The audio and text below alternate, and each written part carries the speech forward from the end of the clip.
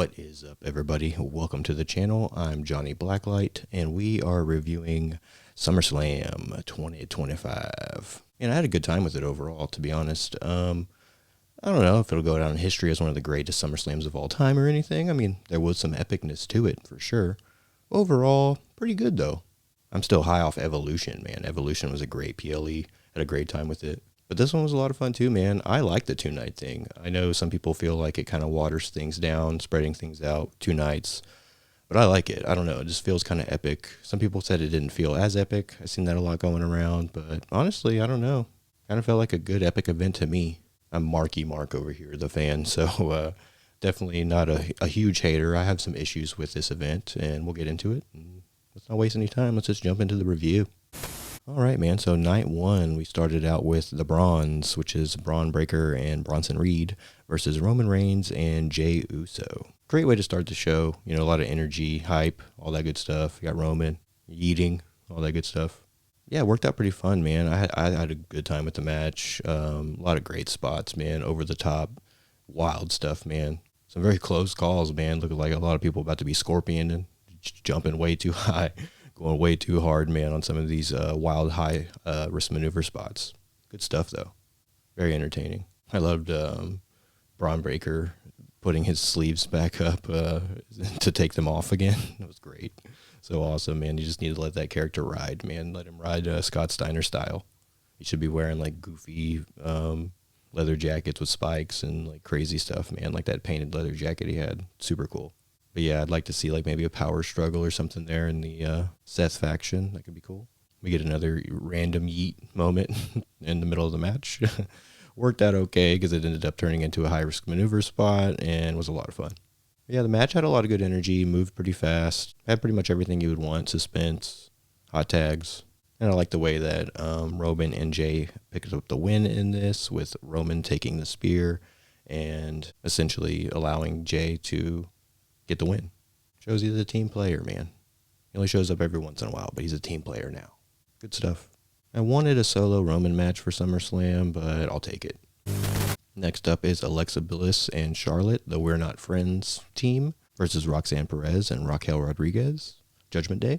So yeah, man, fun stuff. Again, a lot of energy, a lot of cool spots. I really liked the chemistry with Alexa and Charlotte.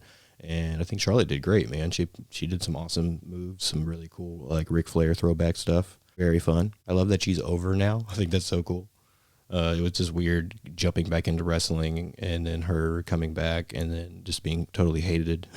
Just wasn't what I was expecting, but I definitely see why, the way they originally had brought her back. But yeah, the redemption arc here is cool. I think her teaming up with Alexa Bliss was a very smart move. Team up with somebody that everybody likes. And her heartfelt interview, I'm sure, helped with some of that, too, because there was a word online that she wasn't very upset about, you know, the way things were going with the crowd reaction and stuff like that. So, I don't know, man. Honestly, I'm not the hugest Charlotte fan. Like I said, I was out of wrestling for a long time as far as fandom goes. Old school fan, and then just got caught up with things and didn't watch for a long time, so I didn't see her era of stuff. But obviously, you know, I know who she is. But yeah, kind of went the way I thought it was going to go. They've been building them a lot, and Roxanne and Raquel, you know, Raquel's had the belt for a while, and with Liv Morgan. And Judgment Day had a lot of gold going for a minute, so I felt like that wasn't going to last too long. I felt like they were going to mix something up with that pretty soon, so not a big surprise for me. Fun match, though, overall. Next up, we got Sami Zayn versus Karrion Kross. I love this story. I love what happened with everything, like with the fans getting behind the whole push Karrion Kross stuff and kind of like making things happen, and like Karrion Kross's like entrepreneurial kind of vibe he has going, like making his own like video essay documentary online and stuff like that. It's really cool. And then like the deepness of the story of like the symbolism of it being like the evil part of the people he's going after, and him showing that, you know, there is a darkness there, even if it doesn't seem like there is. I like that kind of stuff. It's pretty cool. Pretty interesting thing to work into professional wrestling. Pretty fun. An okay match. I think I would have rather seen it been like a hardcore match. We did just get one of those with Sammy, but maybe even a cage match or Hell in a Cell. Maybe they should have got the cage match instead of Solo and Fatu. I feel like this match just needed a little extra something because we were finally getting Cross. We've been getting Sammy and Cross a good amount here recently. And obviously, good's going to prevail over evil here. I feel like they're really pushing Sammy as like the ultimate good guy right now, the underdog. And they have the Saudi Rumble coming up. I feel like he's probably going to win that. And I don't think they want him anywhere near any kind of heel vibes right now because of that. So yeah, I was a little mid on that match. It was okay. I like Karrion Kross. I think they put on a pretty decent match, but I'm just fingers crossed that he gets to stick around and they do some more stuff with him and they, re-sign the contract because I think he's got something there and there's a spark and I want to kind of see more. I don't want it to be one of those stories where this guy just kind of fades away. I think he's got more to bring to the table, so I'd like to see it. Next up, we had Jade Cargill versus Tiffany Stratton, and this match, man, this one definitely didn't go the way I was thinking it was going to go. I feel like with the way they've been pushing Jade a lot, the Queen of the Ring stuff, and just feel like Triple H likes her a lot, and things are kind of, building towards her really making some moves here. I felt like this was the time she was going to get the win. This was going to be her SummerSlam moment, but yeah, definitely not. And the match was very textbooky, a good match, nothing wrong with it. Very entertaining, some pretty good energy to it, pretty good pacing. Didn't have a problem with the match really. I just expected, a different outcome, and that's fine. You know what I mean? It's not always going to go the way you expect it to go. But I don't know. I just feel like I like Tiffany Stratton, but I feel like things are maybe getting a little stale with her run, and I'm not really sure where they're going to go with it from here. I could be completely wrong. I'm just a fan. So who knows? You know what I mean? Maybe there's plans for something coming up. But yeah, I don't know. I feel like now would be a good time to mix up that title. And I feel like Jade would be a pretty good person to give it to. Maybe let her hold on to it for a little while and then lose it to somebody else and then have like a feud, try to get back or something. Maybe have Tiffany come into the mix. Maybe a triple threat there. Who knows? Like maybe kind of what they're doing with Io and Rhea. Maybe they could do something similar with them. But yeah, we didn't get that. So yeah, just I don't know. It was a good match, but it kind of just went the way it kind of felt like it was booked. Kind of just like a kind of a face versus face whatever match, and it's kind of like okay, you know what I mean? So yeah, it's fine. Not a big deal, but it is what it is. And then we got Jelly Roll and Randy Orton versus Drew McIntyre and Logan Paul. Man, that match turned out to be a whole lot more fun than I thought it was going to be. I wasn't super upset with the Jelly Roll stuff, with Jelly Roll coming in, the celebrity thing. I expect these kind of things at the big events, especially now that SummerSlam is going to be like the WrestleMania Junior. I'm expecting some celebrity, crossover stuff. Definitely going to happen. It's always kind of been a thing with wrestling, and it's fine. I'm okay with it. But overall, the match was really fun. Jelly Roll started, which was really surprising and really cool. He did a pretty good job, man. He put over some good moves. Some crazy spots, man. The table spot was insane. It's so crazy that he took that. That was wild. Oh, man, what a bump. So, yeah, good stuff. I was really surprised that Logan and Drew picked up the win because typically in these situations with your celebrities and stuff like that, you usually would have the celebrity pick up the win. I mean, typically that's how it goes. And Randy hasn't really picked up very many wins except for like over Joe Hendry recently and a while. So I kind of felt like this was going to be the moment, but no, yeah. But yeah, overall fun match. Really good time. And then we have our main event of night one, Gunther versus CM Punk. Man, went the way I thought it was going to go match-wise and cash-in-wise, to be honest. I definitely kind of saw that coming. I think a lot of people did. But yeah, really entertaining match, man. Really over-the-top stuff. Very traditional match, which is what I expected, which is what I meant when I said that. But I'm a fan of that kind of stuff. I'm all over the place as a fan when it comes to all kinds of things. So when it comes to wrestling, I do like the crazy high-fly technical stuff, but I really do like the old school, like Gunther style too. So the big man moves and stuff is fun. And I feel like this was a really good, like Gunther doing what he said he was going to do and kind of dominating for the majority of the match. And then CM Punk finding those moments like where he trips him on the table, takes the forehead bump on the table, and then the insane amount of blading blood was wild, man. And that puts Gunther in a good spot where he doesn't look super weak. You know what I mean? It kind of works in his favor to still drop the title but not look weak. And I feel like they did kind of make him look weak with the tap out thing. And I feel like they could have maybe done that a little bit differently because he can't quit getting that chant. But It is what it is. It's wrestling. But yeah, great spots, man. Wild stuff, really entertaining. Great chemistry there. I really liked the whole CM Punk underdog story here with him, coming back and taking the hits from Gunther and delivering what he could and doing what he does best. You know what I mean? So yeah, great win for CM Punk.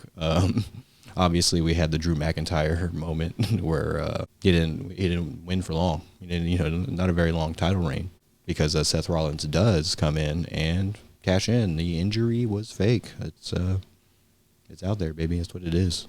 Takes the belt. He's the champ now. So definitely going to be pretty fun for the story. Interested to see what they do with it. I mean, it feels like the CM Punk Seth Rollins feud will just never die, but I don't know. It kind of is what it is. I'm a fan of both, so I'm kind of here for it as the mark of a fan that I am.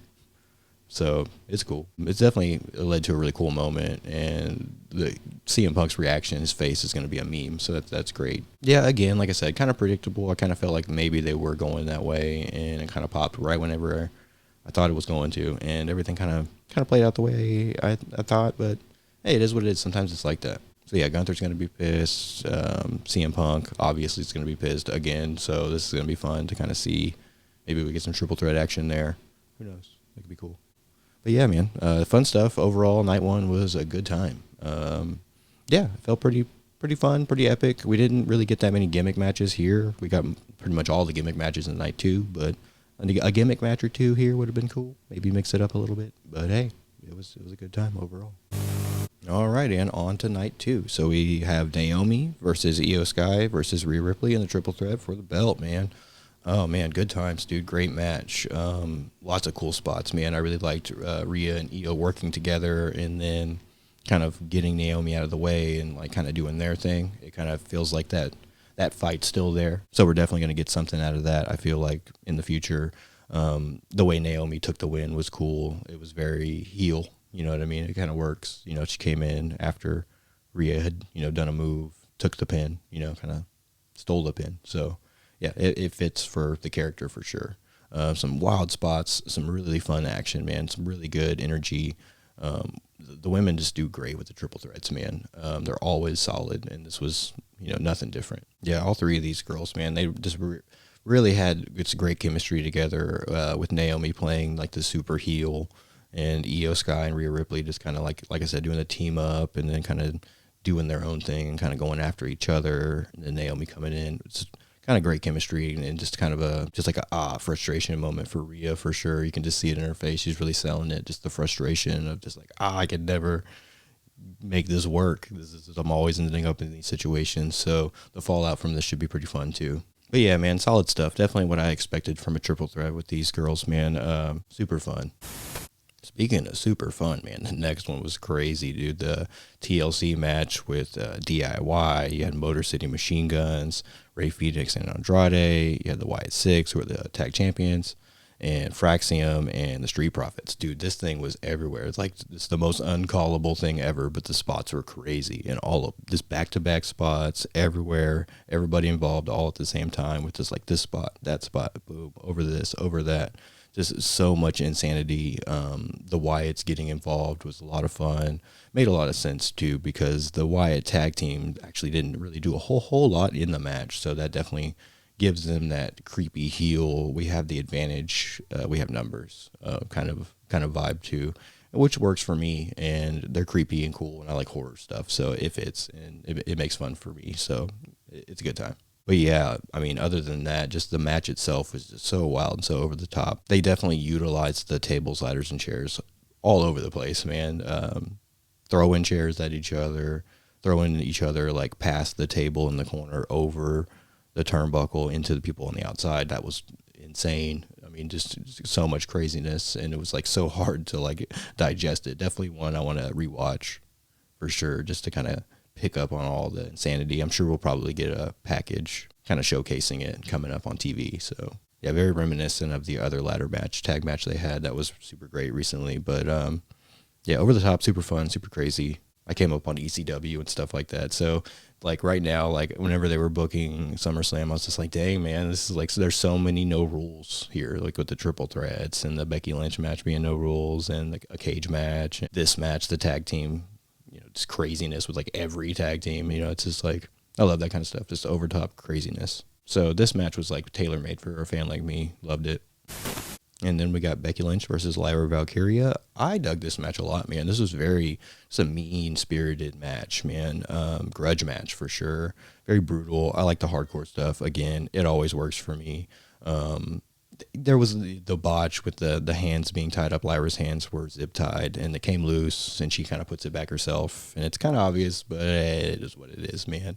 It was just kind of funny and kind of goofy to me a little bit, but yeah, it kind of took me out of it maybe a little bit. But overall, just the wild, crazy spots, and they got a little too hardcore with it, with like the wrenches and stuff like that. It's hard to sell that kind of stuff to me, in my opinion, but I feel like with what they had to work with it being this brutal of a take on a hardcore match like that with these two, it worked.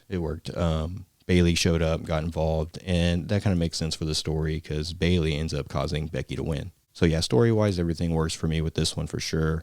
I'm a fan of Becky, so I thought it was cool that she still won, but I wasn't expecting it. I definitely expected Lyra to win, but with the way the story's working with Bailey being involved, it kind of makes sense, I guess. But overall, yeah, pretty crazy match, pretty fun, pretty wild. And then next up, we have Solo Sikoa versus Jacob Fatu in a steel cage. And man, I'm a big fan of the cage matches, dude. Old school, dude. Definitely always love that. Love the hardcore stuff. Love the gimmicks. I'm a sucker for gimmicks, man. Marky Mark over here, the huge wrestling fan. But yeah, this one just kind of felt a little off to me. It felt a little sloppy. It felt a little sloppily booked. I think that's probably the best way to put it. A little bit too much going on. I think maybe a little bit too much involvement. Fatu being handcuffed.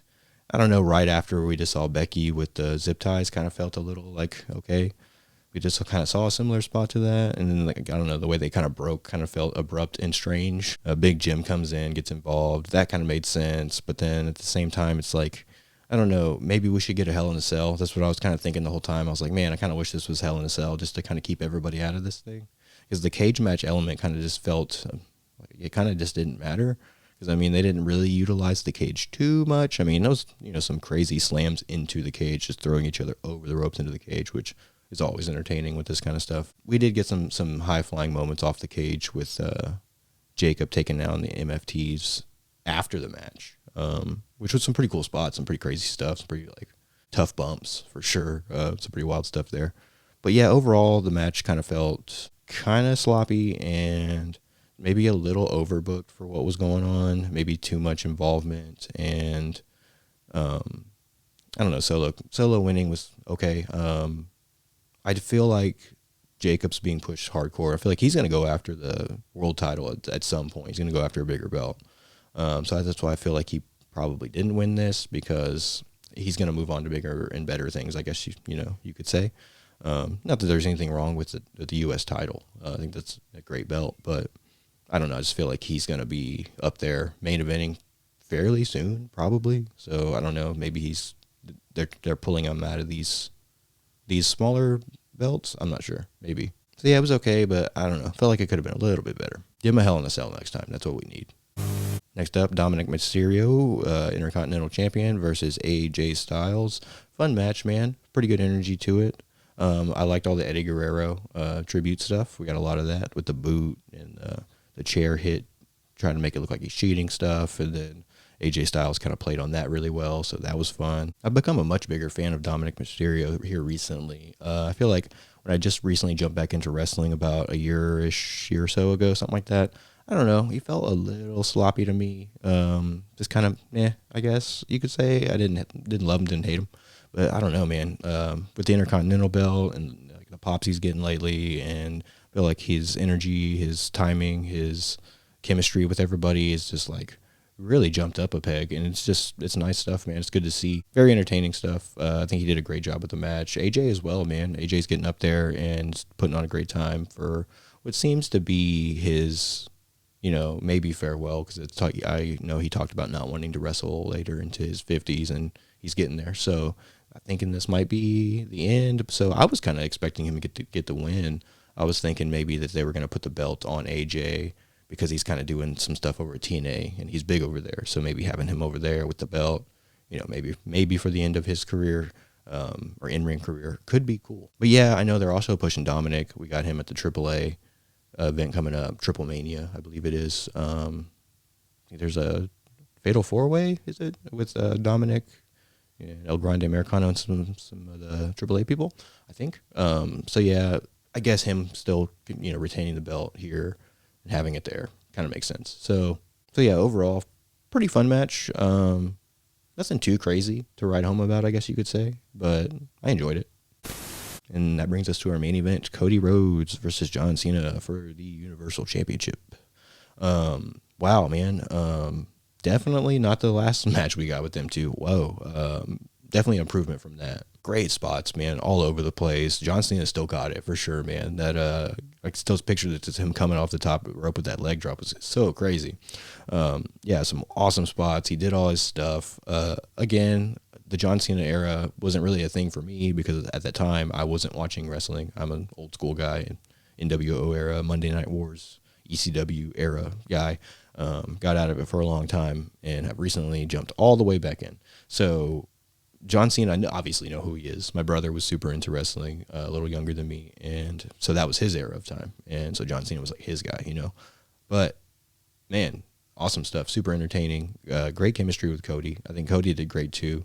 The crowd was crazy. It was so crazy to hear the crowd booing Cody so much, but I guess that's just what happens now that we have face John Cena back, because John Cena turned back face. You know what I mean? He was just he was just insecure. That's why he wanted to take the belt home, basically. So that's funny. I don't know. I think they just kind of realized the heel turn thing, the heel run wasn't really working, I guess. So they just kind of decided to kind of scrap that.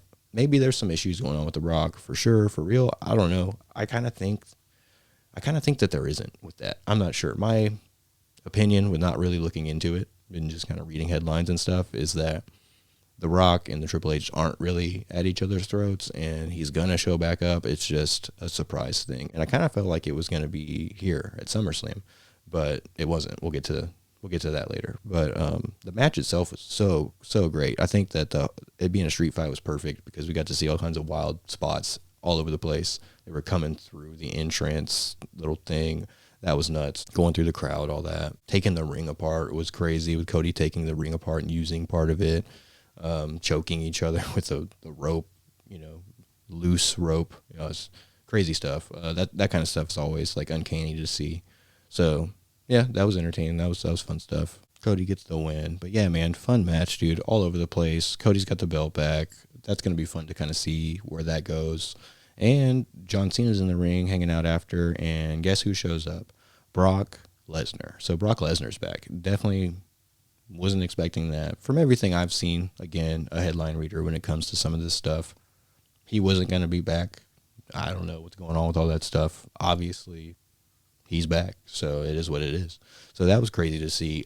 Again, not familiar with the John Cena-Brock Lesnar feud, but I'm super down for it, and I'm super down for like whatever the Vault wants to put out to update me on it. The YouTube channel, WWE, puts out some pretty cool catch-up things on like the lore.